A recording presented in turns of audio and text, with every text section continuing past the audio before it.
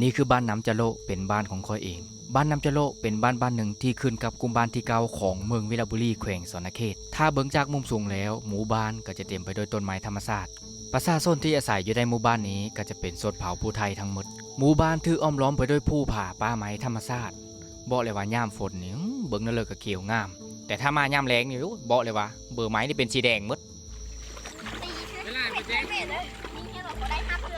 อันนี้คือการบ้างค่ำหรือว่าฮ้อนค่ำนั่นเองนี่คือหนึ่งช่องทางที่สามารถหาเงินเธอกับสบานนี้ได้มีว่าจะเป็นเด็กน้อยวัยรุ่นผู้เฒ่าก็สามารถเอ็ดได้ขอเพลงแต่ว่าเจ้ามีความหมั่นจำเลย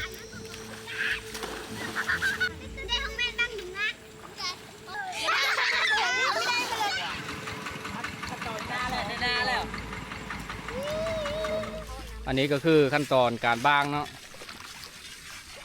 เอาสูมาคู่มือวันนี้นะหากระมามือนี้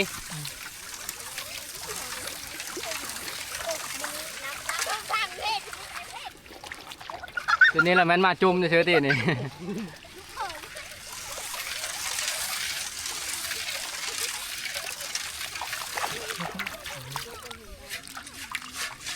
บางแต่เสาหนูบนนี้นะแต่จักโมงแต่2 โมงแต่12 โมงโอ้หากระมาเนี่ยเนาะประมาณ3-4 ชั่วโมงมันไม่ได้ถือโมงประมาณ3-4 โมงนี่แหละตอนนี้นะบางจากบางนี่บาง3บางของเพลือแน่เลยนะอันนี้ของเพลือนี่บางเพลือนี่ฮะบางนี้เอาขึ้นมีเอสแล้วจะไปเตะโทยนะไรโอ้ได้หลายกระมูได้นี่ว้าโถไม่ธรรมดาเลยทั้งล่อทั้งหาข้ามเก่งเนาะทั้งมานทั้งล่อทั้งมาวันนี้โอ้ผู้สาวเต็มแบบนี้น่ะสิปูนอันนี้มันไปไพ่เฮ้อไว้เพื่อนดำหน้าไปดำหน้าก็เราไปไพ่เฮ้อก็จะคล้ายๆคืออันเสื้อเป็นชีพ่ายนะปัจจุบันบ้านน้ำจะโลมี58ครอบครัวมี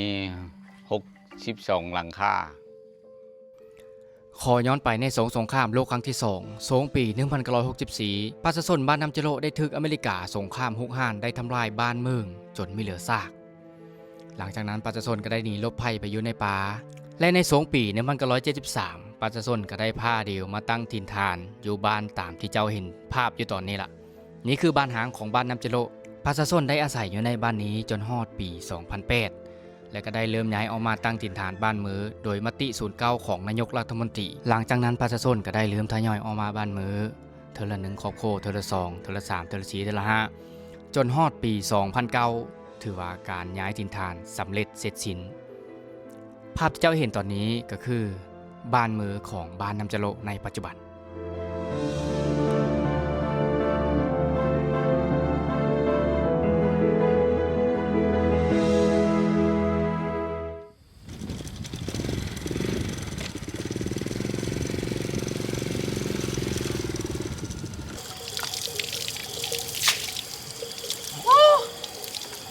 คักเย็น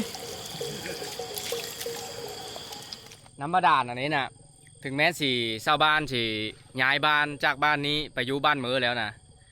แต่ละคนแต่ละครอบครัวก็ยังเที่ยวมาเอาน้ำบาดาลนี้ไปกินเนาะนี่เลยอันนี้ก็คือกระตุกแต่ละครอบครัวก็จะมีกระตุกอันนี้แล้วก็มีกระตุกน้อย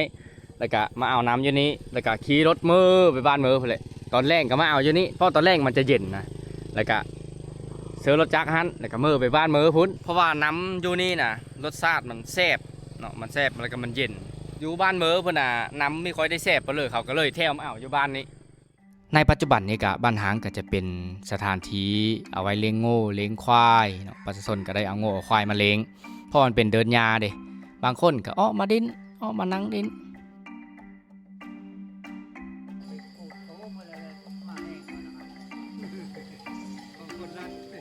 และสถานที่นี่ก็คือเฮิร์นยูเขาเองเนาะสมัยแต่เก่าอันนี้คือเฮิร์นก็ตั้งอยู่แถวนี้แหละตั้งแต่ยังน้อยเพื่อนแหละพอดีย้ายไปบ้านมือกะประมาณ2008อายุก็7 ปีเด้กกมากระถินนี่กกมากระถินกกมาเก่งอันนี้ก็จะเป็นกกมากระถินนี่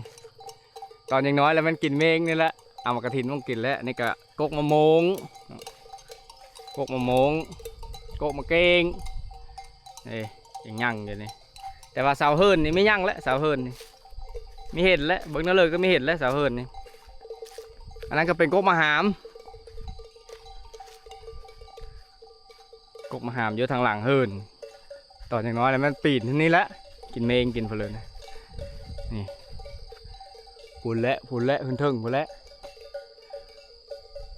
บรรยากาศสุดยอดเลยเจ้า มื้อนี้แดดๆเนี่ยสงหลังนี่ฝนตกตลอดบรรยากาศมื้อนี้นี่เย็นแห้งเจ้าบรรยากาศมื้อนี้นี่โอ้บอกเลยว่ามาบ้านหางนี่รู้สึกแบบเย็นจอยๆเลยก็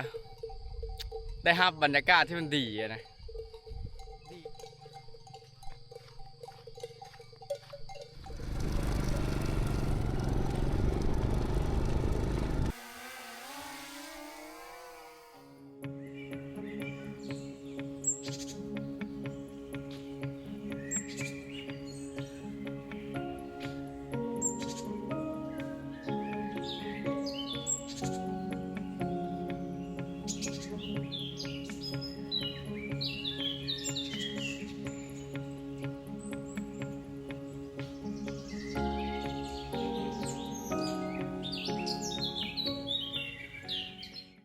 อันนี้ก็คือโรงเรียนประถมสมบูรณ์บ้านน้ำจะโลในปัจจุบันเนาะ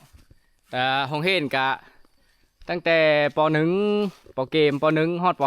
.5 เป็นโรงเรียนประถมเนาะกกไม้เต็มอันนี้ก็จะเป็นเดินเตะบานอันนี้นะอยู่ลุมนี่ก็จะเป็นเดินเตะบานนักเรียนเขาเตะบานดินเดินนี่แหละตอนเขาเห็นนี่กะเตะบานคือเดียวส่วนหลายมันเตะนักแข่งเขาเนาะส่วนหลายไม่ได้เตะบานนี่โอเคก็จะประมาณนี้เลยเนาะเขาเลิกเห็นแล้วโมงนี้นะอันนี้ก็จะเป็นกระแล่ง กระแล่งของเห็นนี่ประมาณนี้เนาะตีกระแล่งอันนี้ก็น่าจะเป็นกรงรถแล้วละเอ็ดกระแล่ง